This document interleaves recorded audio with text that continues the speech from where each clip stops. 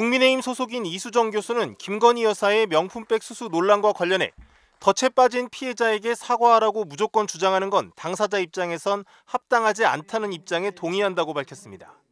이 교수는 오늘 SBS 라디오에서 이 사건은 덫을 놨다는 표현이 아주 적절하다며 이같이 말했습니다.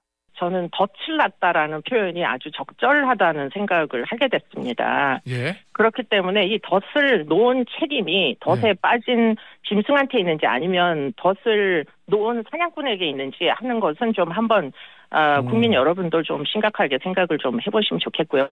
이 교수는 김 여사가 명품백을 받은 부분 자체는 유감이라는 입장에 변함이 없다면서도 대국민 사과가 필요하다는 기존 입장은 달라졌다고 말했습니다. 그러면 입장 표명 플러스 어떤 더 나가서 사과도 있어야 된다고 보십니까? 글쎄, 처음에는 저는 사과라고 생각했는데 예, 지금 사건의 내용을 알면 알수록 이게 덫이었구나 하는 생각이 좀 더 많이 들어서 그래서 지금 덫에 빠진 피해자에게 사과를 하라고 무조건 주장하는 거는 좀 당사자 입장에서는 합당하지 아니하다 이렇게 생각할 수도 있겠구나 하는데 동의합니다. 명품백 수수가 적절하진 않지만 덫에 빠진 것인 만큼 국민들에게 전후 사실관계에 대한 설명만 하면 충분하다는 겁니다. 앞서 이 교수는 지난 17일 KBS 라디오 인터뷰에서는 김 여사의 경위 설명은 물론 선물 반환과 대국민 사과가 필요하다는 입장을 밝힌 바 있습니다. 차라리 그거보다 김건희 여사가 경위를 설명하시고 만약에 뭐 선물이 보존돼 있으면 준 사람에게 돌려주시고 국민들에게 사과하시고 이렇게 하면 좀 쉽게 해결될 수 있는 방법이 있지 않는가. 저는 개인적으로는 저라면 그렇게 하겠다 이런 생각이 듭니다. 이 교수의 입장이 바뀐 건 윤석열 대통령과 한동훈 비대위원장의 충돌이 봉합 국면에 접어들면서 당내에서 명품백 관련 비판적 언급이 줄어든 상황과 무관치 않다는 해석이 나옵니다. 김건희 여사에 대한 김경률 비대위원의 기존 발언에서 가장 큰 파장을 낳았던 건 마리 앙투아네트를 함께 언급하면서 국민 감성을 건드렸다고 말한 것이었습니다. 오늘 김 비대위원은 철학자 쇼펜하우어를 말했습니다. 제가 쇼펜하우어를 말하면 내일쯤 또 쇼펜하우어는 누구에 비유한 거냐 이렇게 좀 이야기가 나올 수 있을 것 같습니다. 앞서 앙투아네트를 말한 발언을 놓고 많은 언론은 김경률 위원이 김건희 여사를 직격했다고 해석했습니다. 오늘 다소 뜬금없어 보이는 쇼펜하우어 등장은 김 여사에 대한 자신의 기존 발언도 자신의 의도는 그게 아니었는데 언론이 이를 왜곡했다는 해명과 항의를 담은 것으로 보였습니다. 김건희 여사 특검은 필요 없다는 입장도 강조했습니다. 도이치모터스 주가 조작 사건 역시 경제 사건에서 밝혀져야 할 핵심적인 사항으로서 자금의 흐름이 모두 다 밝혀졌습니다. 기존의 입장과 다르지 않았지만 오늘은 이 사건이 이재명 대표 피습 사건, 송영길 민주당 전 대표 돈봉투 사건과 같이 모두 명확한 사건들임에도 민주당이 정쟁의 영역으로 삼고 있는 것들이라고 하면서 민주당을 향해 나를 바짝 세웠습니다. 김 비대위원은 김 여사 관련 수사가 더 필요할 게 없는지에 대한 질문엔 답을 하지 않았습니다.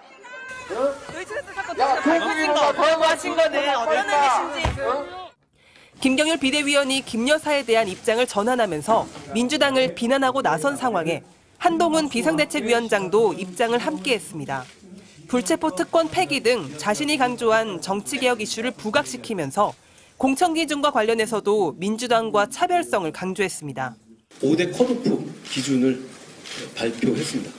저는 대단히 놀라는 것이 그 조건에 어디에도 이재명 대표는 해당되지 않는다는 겁니다. 그렇게 만들기 정말 어려울 것 같거든요.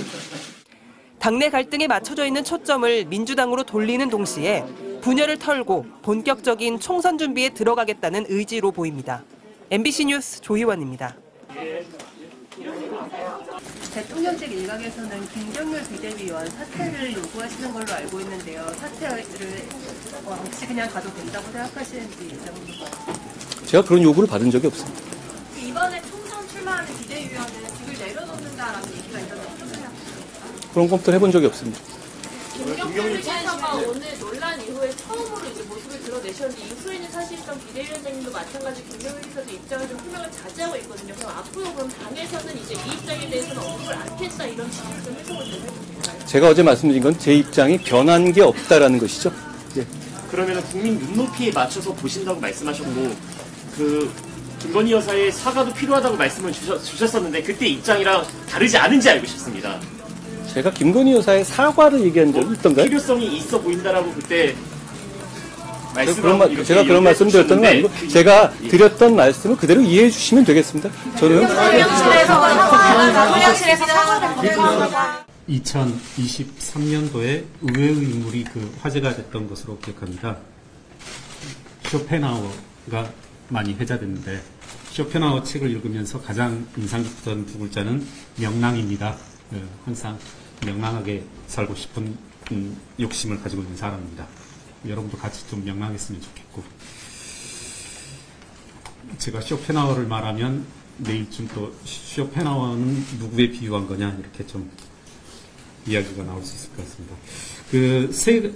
저는 세 가지 사건을 이야기해 보고 싶습니다. 이재명 대표 피습 사건이 있었습니다. 그리고 송영길 전 대표 돈봉투 사건이 있었습니다. 도이치모터스 주가 조작 사건이 있었습니다.